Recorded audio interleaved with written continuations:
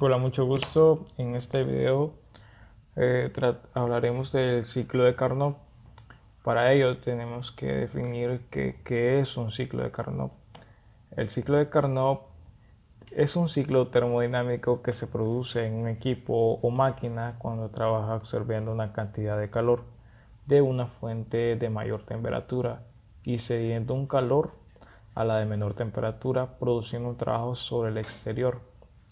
Fue publicado por Sadi Carnot en 1824 en su único libro y obra maestra, Reflexión sobre la potencia motriz del fuego y sobre las máquinas propias a desarrollar esta potencia, el cual permitió abrir el camino para la formulación de la segunda ley de la termodinámica.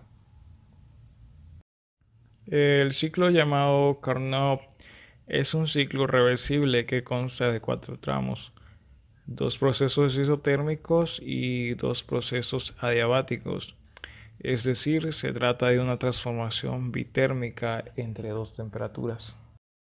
Una vez ya mencionadas las etapas, trataremos de definir cada una de ellas a continuación.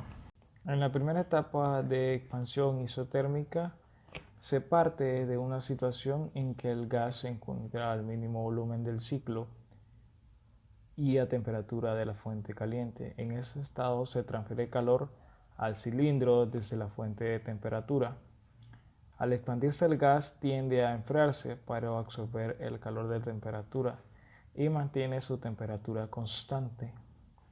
En la siguiente etapa de expansión adiabática, la expansión isoterma termina en un punto tal que el resto de la expansión pueda realizarse sin intercambio de calor.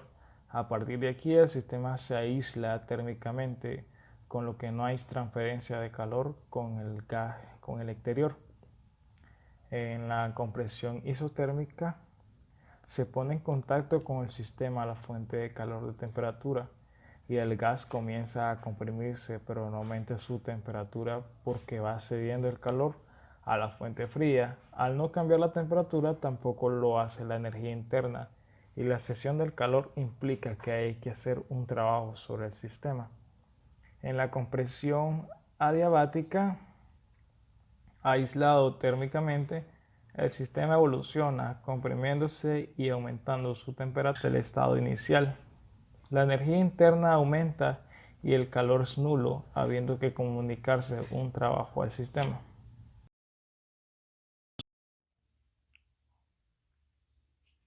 La refrigeración es un proceso que consiste en bajar o mantener el calor de un cuerpo o un espacio.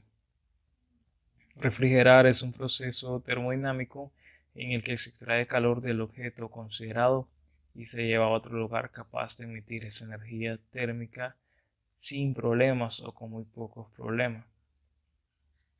Existen varios tipos de refrigeración. Entre ellos está la refrigeración por comprensión. Es un método de refrigeración que consiste en forzar mecánicamente la circulación de un refrigerante en un círculo cerrado dividido en dos zonas de alta y baja presión, con el propósito de que el fluido absorba el calor del ambiente. En las máquinas de refrigeración por compresión, los vapores son aspirados y comprimidos mediante un compresor y licuados en un condensador.